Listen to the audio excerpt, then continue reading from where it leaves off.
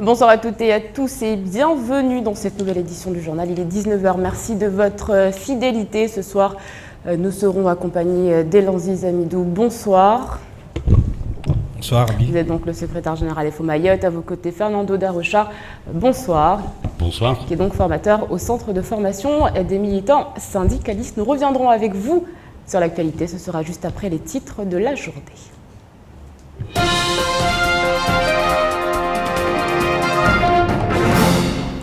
Les 700 000 exemplaires diffusés en métropole ont tous été vendus en l'espace d'une matinée. Le dernier numéro de Charlie Hebdo mettant en scène le prophète Mohammed proclamant « Je suis Charlie » s'est littéralement arraché. Le tirage exceptionnel est même passé de 3 millions d'exemplaires à 5 millions. Un record historique pour la presse française. Mais quand pourrons-nous le lire ici à Mayotte? Les distributeurs sont assaillis par les demandes. Après le mauvais temps de la semaine dernière, le bilan est plutôt lourd sur le chef-lieu. Éboulements, glissements de terrain, dégradation de biens, plusieurs magasins et de nombreuses maisons ont été inondées. Et alors que les éclaircies font leur apparition, les riverains constatent les dégâts. De Pasmaïti à Bonovo, le constat est amer. Et puis depuis quelques jours, la rumeur se répand à la vitesse de la lumière. Il n'y aurait plus de riz à Mamoudzou. Aussitôt, la demande a quintuplé dans les magasins. Les rayons ont commencé à se vider. Les habitants refusant de manquer de cet aliment de base. Alors, qu'en est-il vraiment? On fait le point.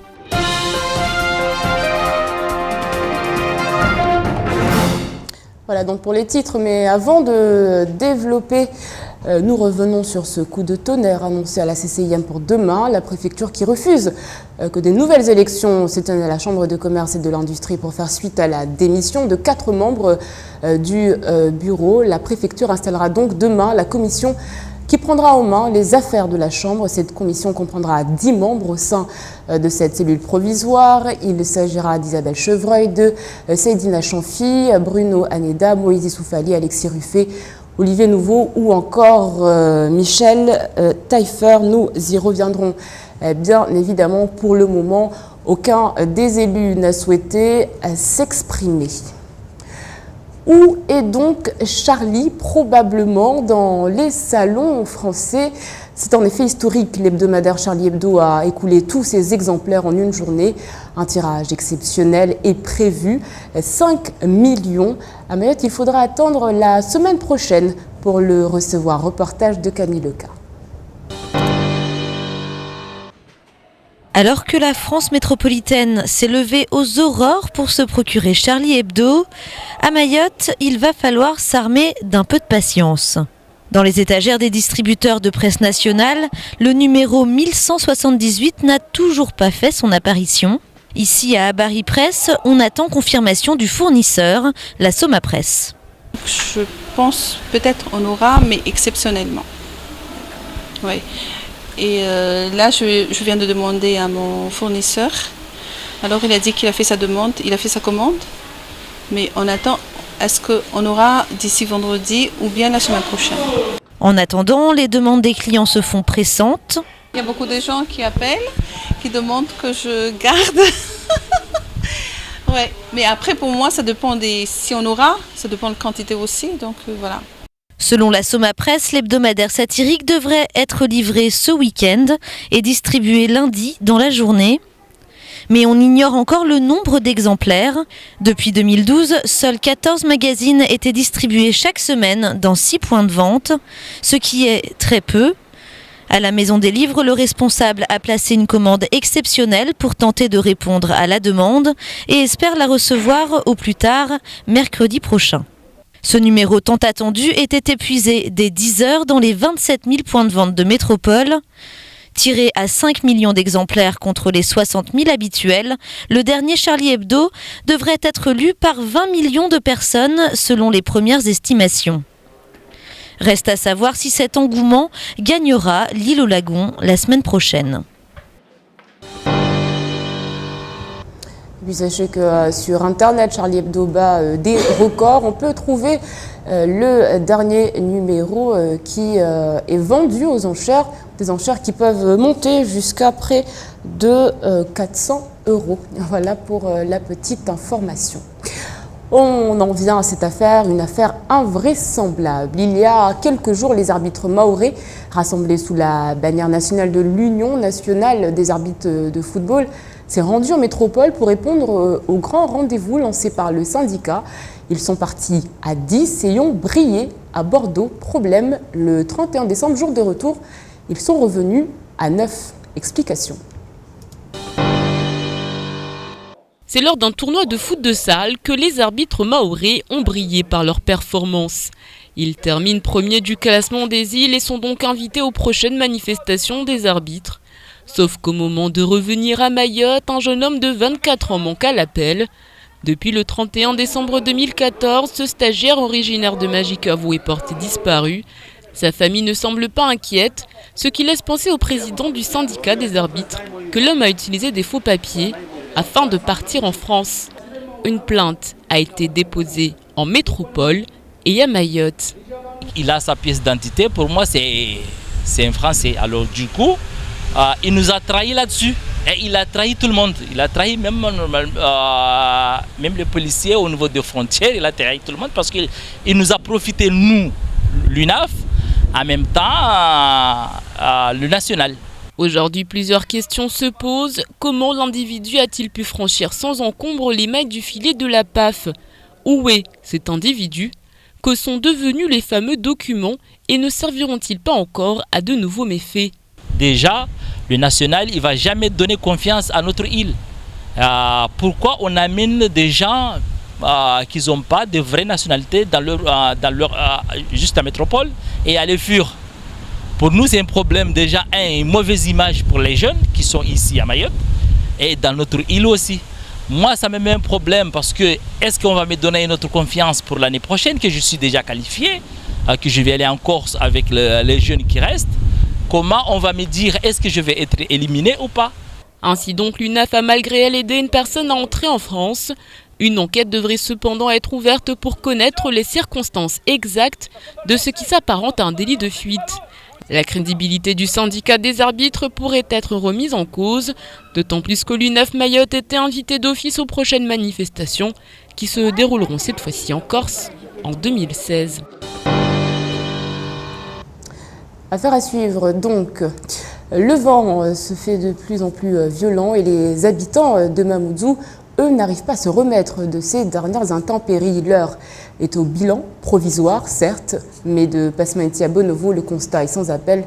L'intervention des services publics est plus que nécessaire. Regardez plutôt ce reportage signé Shakila Issouf et Leslie Vimenet. Les pentes sont plutôt glissantes. L'éboulement de cette colline à Passamainti était prévisible. Les fortes précipitations et le vent ont arraché les arbres et depuis plus d'une semaine, les habitants sont obligés de contourner le tas de terre qui s'est répandu sur ce trottoir. Les habitants semblent résignés. Bon, moi je voyais que bon, c'est pas bien ce qui est là parce que ça fait déjà presque une semaine et du coup bon. Il a juste fermé la route qu'on doit passer. Et du coup, on passe sur la route.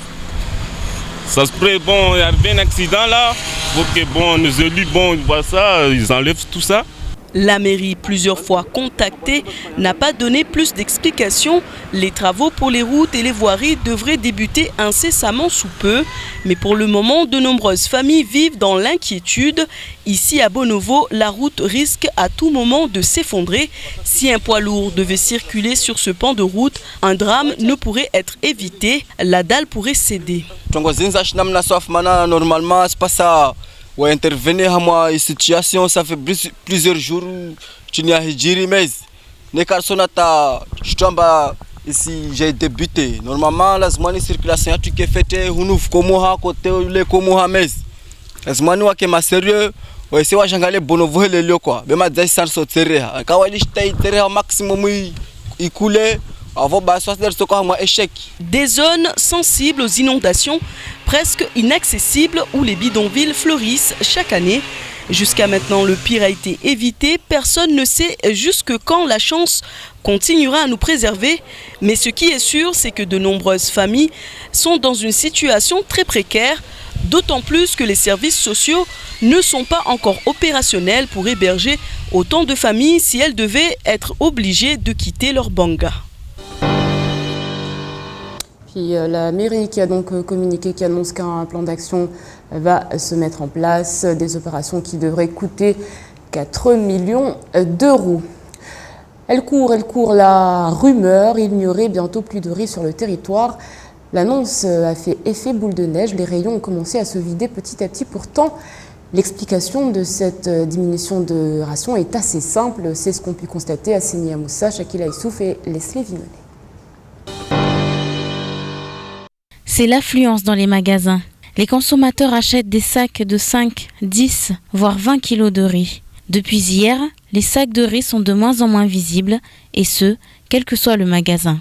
Il n'en faudra pas plus pour que les consommateurs réagissent, craignant une pénurie. Entre rumeurs et réalité, les habitants ont vite tranché. Acheter en masse pour ne pas revivre l'époque où Mayotte manquait de riz. C'est ce que l'on pouvait constater dans les supermarchés où l'on chargeait dans les magasins des kilos de sacs. Aveti tsole yo mrasona na damas ndaichi kama dukani wa ila wari tsole strala wala mkashina para magaze watu apibu walamba tsole sevramba koli strala bezo ekozana damtu kwamba zo ekotu de ya maana kula tongo yo na eko wami jana mwanangu alaluko lujoni la nambiamba prof wao akwambia mafitoka tabu ya tsohole bewa mrata shina na ijua mbazo kweli au ntambo Sole na iwana vavo de ile mbandu kawashindi wari waila le kawmanga fube parfumé yo kaivu. Moment de panique donc dans les foyers. Pourtant, pour les grands responsables de distribution, il ne s'agit en réalité que d'un retard de livraison. Un bateau est attendu demain avec à son bord plusieurs centaines de tonnes de riz. Le riz est en faible stock actuellement aujourd'hui et hier dans nos magasins. Il nous reste encore un peu de riz parfumé 5 et 10 kilos qui ont été distribués aujourd'hui avec du riz 20 kilos parfumé classique. Suite à des retards de bateaux, depuis fin de mois de novembre, nous n'avons pas été livrés en riz. Nous avons donc fini vos stocks. Il y a plus d'une centaine de conteneurs qui vont nous arriver d'ici la fin du mois. Plus de peur que de mal donc. La livraison sera assurée dès demain à la première heure au port de Longoni et sera distribuée sur toute l'île. Mais pour les habitants, mieux vaut prévenir que guérir. Tant que les sacs ne seront pas dans les étals, ils ne veulent prendre aucun risque. Ils sont donc nombreux à se retrouver aujourd'hui avec une bonne réserve sous la main. Voilà donc pour les bonnes nouvelles, il n'y a donc pas de pénurie de riz. Puis une bonne nouvelle, on en met une autre puisque nous avons, je le rappelle, Elanziz Amidou qui est avec nous et qui se félicite aujourd'hui d'avoir remporté du côté de la Sodifram les élections professionnelles. Qu'est-ce que ça vous fait aujourd'hui de voir, après tous les événements qui ont eu lieu il y a quelques mois à la Sodifram, de voir que finalement les adhérents renouvelaient leur confiance à EFO?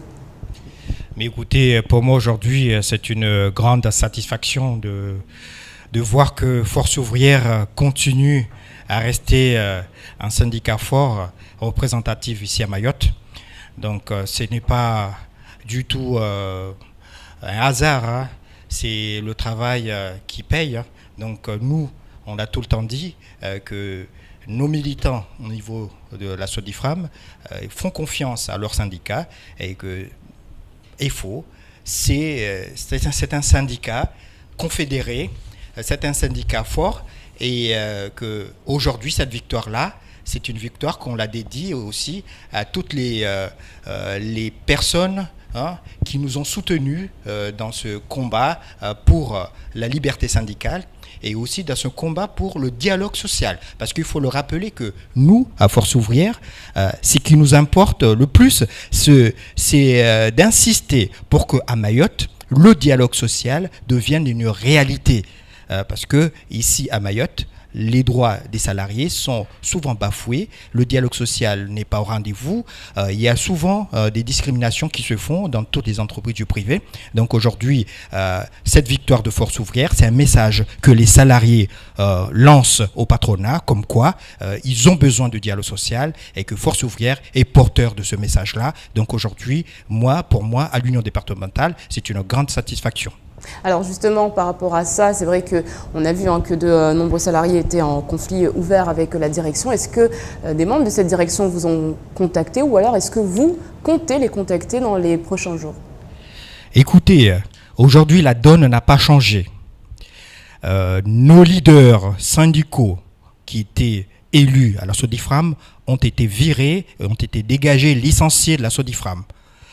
On a représenté d'autres personnes, d'autres militants à leur place. On a remporté ces élections-là. Le message que je veux lancer au groupe SODIFRAM, c'est un message de paix sociale.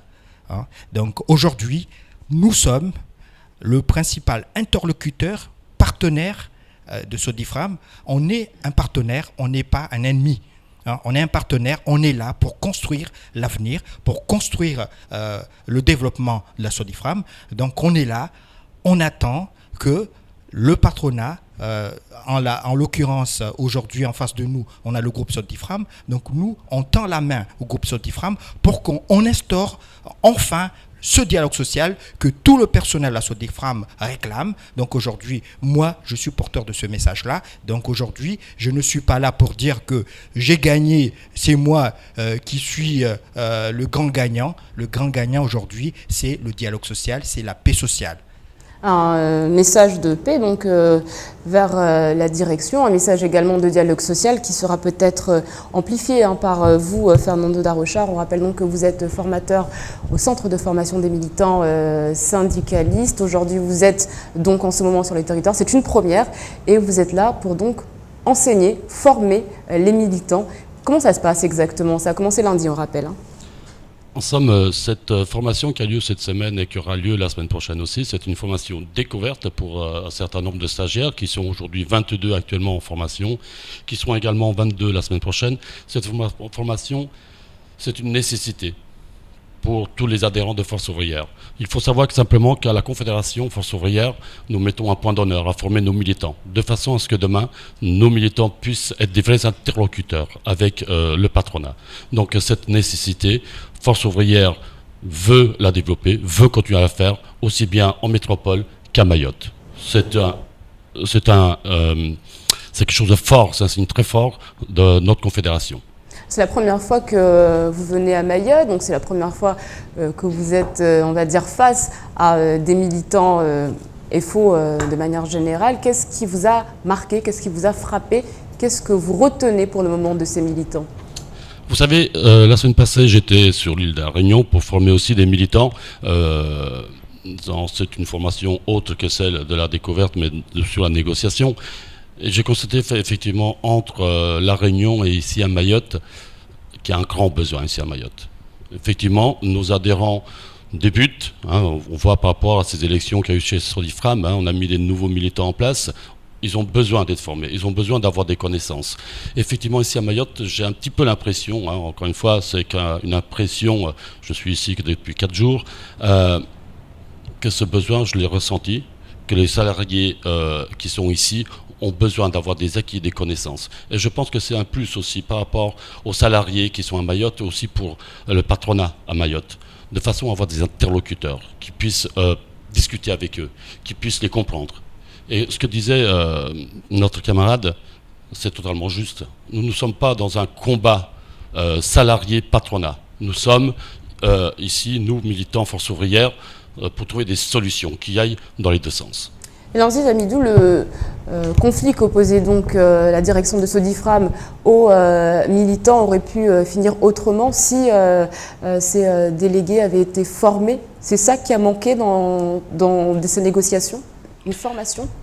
Écoutez, moi j'ai pris la tête de l'union départementale en avril 2014. J'ai pris le temps de voir un peu tout le monde, de voir la situation, le passif et tout ça, l'héritage que j'avais. Donc je me suis rendu compte qu'on avait un réel besoin de formation.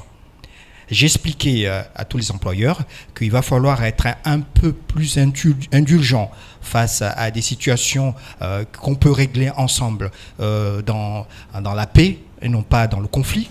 Donc j'ai expliqué, il y a des employeurs qui ont accepté de jouer le jeu du dialogue social, il y en a d'autres qui ont refusé. et qui ont sanctionné sévèrement des délégués syndicaux. Donc aujourd'hui, moi, je tiens mes engagements parce que je me suis engagé personnellement dans le conflit de Sodifram. J'ai mis tout le poids de l'union départementale pour arriver à une solution confortable, une décision, une solution qui soit concertée, qui soit convenable, mais je n'ai pas pu. Mais malgré tout, j'étais à vos antennes, j'avais promis de former les délégués, les nouveaux élus qui viennent, les adhérents et tout ça. Donc aujourd'hui, j'ai tenu la promesse de l'union départementale. Vous voyez, en la personne de M. Fernando, on est en train de former les militants de Force ouvrière. Donc aujourd'hui, le message qu'on lance, c'est que le patronat aujourd'hui doit regagner la confiance nécessaire pour construire ensemble le dialogue social qu'ont besoin les Mahorais, qu'ont besoin les salariés de Mayotte. Alors c'est vrai que quand on parle de formation, c'est un domaine assez vague. À Mayotte, on va dire qu'on en est au premier pas. Concrètement, qu'est-ce que ça veut dire? Est-ce qu'il est question d'art de négocier ou alors il est question tout simplement de connaître ses droits? On n'arrive pas vraiment à visualiser tout ce que ça implique d'être formé en tant que syndicaliste. Alors, la formation consiste en plusieurs points. La formation, déjà, la première formation, c'est que les militants connaissent un minimum des lois. Ce n'est pas la peine qu'on aille en négociation ou qu'on aille en discussion pour le dialogue social avec le patronat si on ne sait pas de quoi on discute. La première base, encore une fois, c'est déjà leur apporter l'essentiel, la connaissance des lois du travail. Vous savez que ce soit en métropole ou que ce soit ici à La Réunion, les besoins sont les mêmes. Les militants de métropole comme les militants ici à Mayotte ont les mêmes besoins. Et ce besoin, c'est le besoin qu'on leur apporte. Ensemble, ce sont les connaissances du droit du travail, de façon à ce qu'ils puissent s'exprimer, qu'ils connaissent leurs droits. Et aujourd'hui, encore une fois, nous avons encore beaucoup de patrons qui bafouent encore ces lois. Ce n'est pas une généralité, heureusement d'ailleurs, mais ce besoin de connaissance des lois du travail, c'est déjà un minimum qu'ils ont besoin.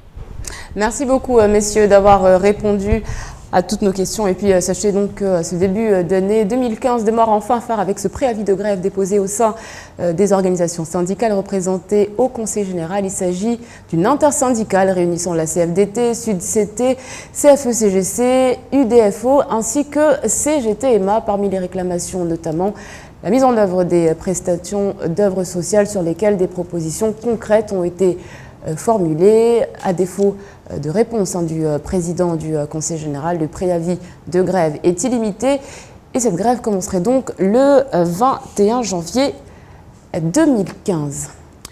C'est un nouveau drame qui s'est déroulé à Tsararano samedi matin. Une fillette âgée de 4 ans était chez elle lorsqu'elle a été sauvagement agressée par un individu. Il s'agirait d'un mineur âgé de 13 ans. Aujourd'hui, la question est de savoir s'il y a eu viol ou attouchement. La question reste entière. En attendant, du côté de la famille, c'est le choc. Les images sont signées à Bassaliti. La petite n'a rien dit. C'est un proche de l'agresseur qui l'a dénoncé lorsqu'il a découvert le crime commis par le garçon. Les faits se sont déroulés samedi matin. Aussitôt, l'oncle de la victime de 4 ans est parti avec l'enfant à l'hôpital de Kahani pour faire constater les faits.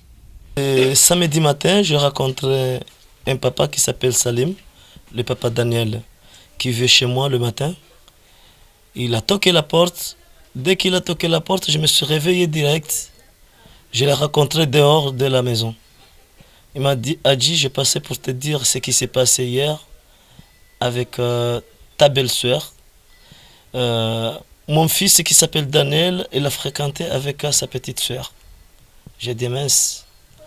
J'avais rien à lui dire. Ce que je lui dis, je lui dis que de ma part, j'amène ma belle-fille à l'hôpital. Le lendemain, j'ai passé à la gendarmerie de Mamoudzou. La gendarmerie de Mamoudzou, ils ont noté tout ce qui se passait. Après, ils nous ont envoyés à l'hôpital de Mamoudzou. Les proches sont donc partis à la gendarmerie puis à l'hôpital de Mamoudzou. Le constat est vite établi. La famille espère aujourd'hui que justice lui sera rendue, même si pour le moment aucune plainte n'a été déposée. Les proches ne comprennent pas ce qui s'est passé. La fillette, elle, s'est repliée sur elle-même depuis que les faits se sont produits. On rappelle donc qu'aucune plainte n'a été déposée pour le moment. La famille qui devrait se réunir assez rapidement pour se décider à savoir s'ils vont porter plainte ou pas. L'actualité en bref, sans transition, c'est tout de suite dans votre journal.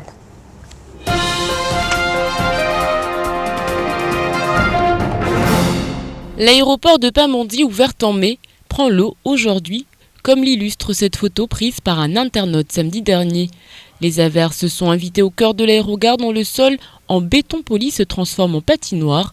À l'enregistrement le week-end dernier, nombreux sont les passagers à s'être retrouvés totalement trempés. Un problème qui n'a pas été prévu par les concepteurs de la structure. Des panneaux amovibles pourraient être envisagés afin d'empêcher la pluie de pénétrer dans le bâtiment. Mais l'aération en pâtira et la chaleur risque de s'inviter rapidement dans l'aérogare. Jeudi, une altercation est née entre les gendarmes et un journaliste de Mayotte Première à qui il avait été demandé d'effacer des photos prises de débarquement de victimes d'un naufrage en Kwassa. La préfecture avait condamné l'intervention de militaires. Une autre affaire s'est déroulée il y a quelques jours. Deux journalistes, toujours de Mayotte Première, chargés de la réalisation d'un reportage sur les festivités du Nouvel An, enregistrant une scène à Bandjélé. Ils ont été pris à partie physiquement par un individu qui leur reprochait de filmer. Un journaliste a été frappé. La gendarmerie rapporte aujourd'hui avoir identifié l'auteur présumé de l'agression et l'avoir placé en garde à vue. Le mis en cause sera convoqué en audience correctionnelle en juin au tribunal de Mamoudzou. Le secrétaire départemental du SNUPP Mayotte est actuellement à Paris pour être reçu au ministère de l'Outre-mer afin d'aborder les problématiques de l'application des rythmes scolaires et le manque de salles de classe. En attendant, la formation annonce la couleur en présentant ses vœux et en livrant la liste des revendications syndicales qui animeront les mois à venir. Au menu, indexation des salaires, non prise en compte des anciennetés générales de service lors des réclassements, alignement du montant des allocations familiales sur celui de la métropole. Le SNUPP annonce également sa participation locale à un mouvement national annoncé le 3 février prochain. Conditions de travail, emploi, salaire et formation seront les principales revendications exprimées à l'occasion de cette journée d'action. Un texte important est sorti durant les fêtes de fin d'année qui vient préciser les modalités de mise en œuvre du prêt à taux zéro renforcé et du prêt d'accession sociale. Il a été complété par un arrêté et inclut désormais Mayotte située en zone B1, rendant les dispositions du prêt à taux zéro plus applicables. Il s'adresse aux personnes sous condition de ressources qui souhaitent acquérir leur première résidence. Le logement doit être neuf et respecter un certain niveau de performance énergétique. Aujourd'hui cependant, les banques n'ont pas encore émis la volonté de proposer ce type de produit. Pourtant, depuis 2008, la CIM a construit 333 logements, mais seulement 100 ont trouvé acquéreur.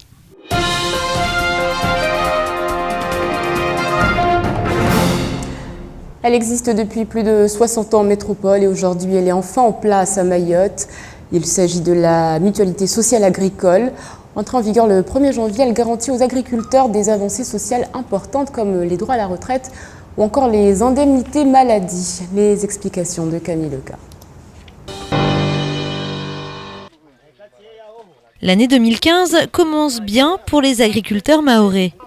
Depuis le 1er janvier, ils bénéficient d'un véritable régime de protection sociale, la mutualité sociale agricole. Alors qu'est-ce que ça change ? La MSA, c'est d'abord un certain nombre de prestations nouvelles, comme l'ouverture d'indemnités en cas de maladie ou d'accident, ou encore de congé maternité ou paternité. Il sera aussi possible pour les agriculteurs de bénéficier d'une pension d'invalidité et d'indemnités journalières en cas d'arrêt de travail. Qui peut en bénéficier ? Tous les agriculteurs pouvant justifier de l'exploitation d'au moins 2 hectares de terrain ou équivalent. Pour les éleveurs, il suffit d'avoir un cheptel de minimum 5 bêtes. Tous doivent aussi justifier d'un numéro SIRET. Selon la CAPAM, ce sont 3000 agriculteurs qui sont ainsi éligibles sur le territoire. Tout cela est-il payant ? Oui, chaque agriculteur devra s'acquitter d'une cotisation de 200 € par an. Mayotte est le dernier département d'outre-mer à mettre en place la MSA, mais malgré plusieurs années d'attente, l'agriculture locale ne peut aujourd'hui que se réjouir. A noter que 3 antennes de la MSA sont ouvertes pour accueillir les agriculteurs de l'île, une à Dzaoudi en petite terre et 2 en grande terre, à savoir Mamoudzou et Coconi. Voilà pour ces bonnes nouvelles. Et c'est ainsi que s'achève ce journal. Messieurs, merci d'être restés avec nous jusqu'à la fin. Et puis sachez d'ailleurs que Elan Ziz sera l'invité de la matinale demain à partir de 6h30. Autre rendez-vous d'importance, Mahmoud Aziari qui s'est exprimé mardi sur les ondes de Cauzy FM pour aborder la question de la radicalisation de l'islam à Mayotte. Il sera entendu demain. Le journaliste Jean-Jacques Bourdin interviewera le directeur de la CIM. Ce sera à partir de 8h30 heure parisienne. Voilà pour ce qu'on pouvait dire. Demain, bonne fête à Rémi et à Mort. Dans quelques instants, la météo d'Ornella Perrine, suivie d'un mot, un signe et du temps de parole. Je vous souhaite une agréable soirée sur KTV. On se retrouve demain pour un nouveau journal. Kwaheri.